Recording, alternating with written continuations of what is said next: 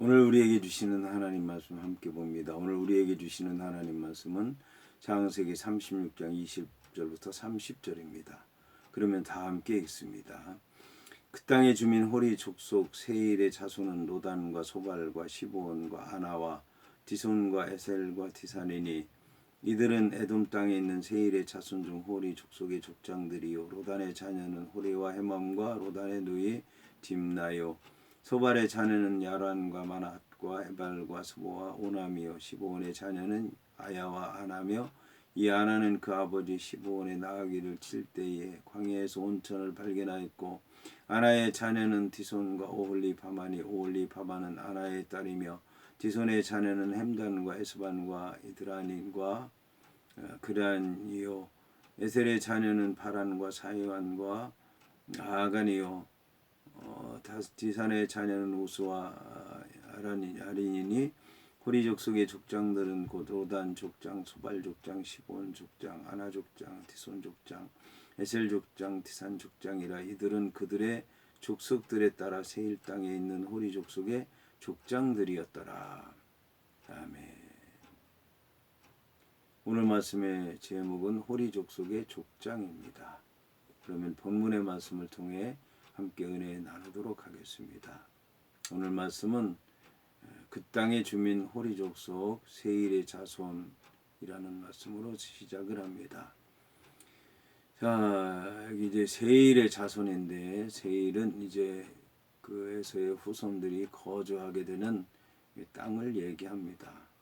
그 땅은 이제 사해 그 아래쪽에 있는데 아래는 아라비아 반도와 또 그 애굽과 연결되어 있는 그런 땅을 얘기합니다.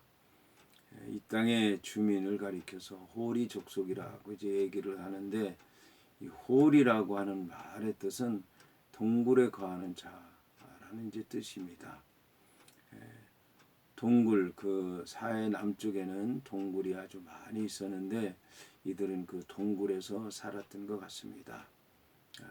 따로 집을 마련할 필요도 없고 날씨가 낮에는 뜨겁고 밤에는 춥다 보니까 동굴에 들어가게 되면 그 기온도 이제 맞추게 되고 거기서 거주하면서 밖에서 생활하는 게 그들에게는 아마 적합했던 것 같습니다. 그래서 이제 거기에서 살게 됐고 이들을 가리켜서 그 땅의 주민이라고 얘기를 하고 있습니다. 이제 그 주민이라고 하는 말의 뜻은 원주민이라고 하는 뜻입니다. 그러니까 그들이 거기에서 처음부터 살게 됐다는 얘기입니다. 개척자이고 그들이 거기에서 오랫동안 살았기 때문에 뿌리를 내리게 됐고 그 땅에서 모든 주권을 가지고 세력을 가지고 지배권을 가지고 그 지역을 다스리게 됐다라고 하는 그런 이제 말씀입니다. 여기서 이제 특징적인 것은 시브온의 자녀인데 시브온의 자녀들 가운데 아나라고 하는 사람은 그 아버지 시브온의 나귀를 쳤다고 얘기를 하고 있습니다. 나귀를 쳤다라고 하는 얘기는 이들이 목축업을 했다는 얘기고 양과 소와 염소 떼를 치는데 이 나귀가 있었다라고 하는 얘기는 그만큼 그들이 부유했다는 얘기입니다. 나귀라든지 노새라든지 아니면 낙타라든지 이런 것들은 가축 이외에 교통수단이나 짐을 또 실어 나르는 거나 아니면 이제 그 사람들 이제 부귀의 척도를 잴 수 있는데 그 나귀를 쳤다고 얘기를 하고 있습니다. 이제 그들은 그리고 호리 사람들과 예외적인 삶을 살았다고 얘기를 하는데 광야에서 온천을 발견했다고 얘기를 합니다.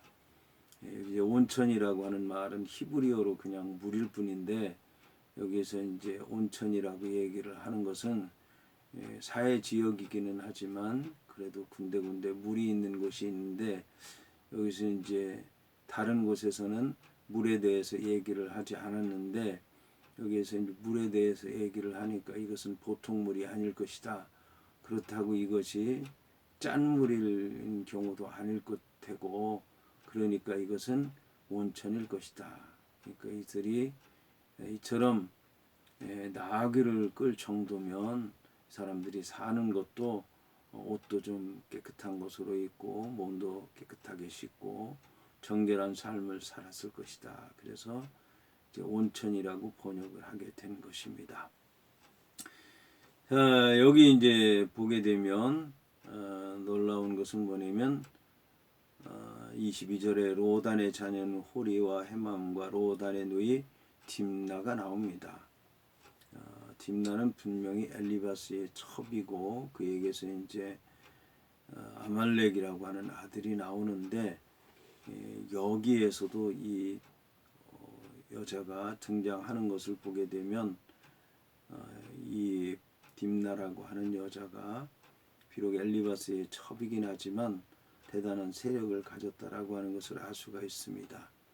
엘리바스라고 하는 사람이 자기의 부인이 있음에도 불구하고 첩을 얻었다는 것 자체가 그가 부유하고 세력이 있고 명성이 있다는 말만이 아니라 또 이제 첩까지 이렇게 얻었으니까 대단했다라고 하는 것을 얘기하는데 엘리바스만 대단한 것이 아니라 이렇게 첩으로서도 대단한 세력을 갖고 있었다라는 것을 이제 알 수가 있습니다.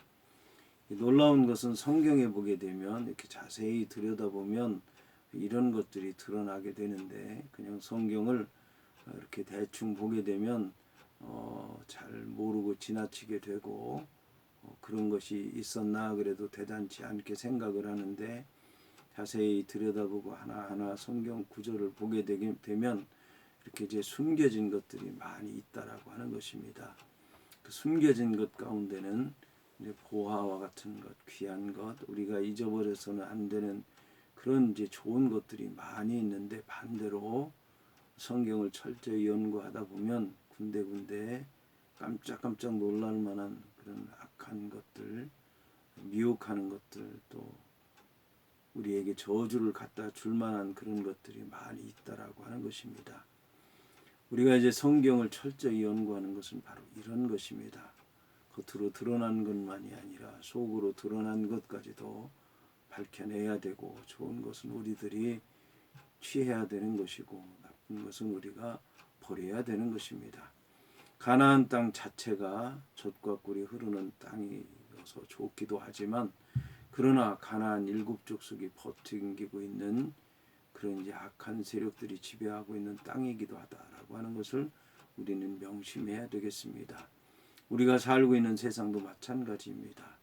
하나님의 말씀을 통해 자세히 들여다보면 하나님께서 우리를 통해 역사하시고 복을 주시고 우리가 하나님의 아들이라고 하는 것을 드러내기 위해서 선한 길로 인도하신다라고 하는 그런 것을 볼 수도 있지만 그러나 우리를 미혹하고 우리를 쓰러뜨리고 우리를 이제 저주하려고 하는 악한 세력도 만만치 않다라고 하는 것을 우리가 깨달아 알 수 있을 것입니다.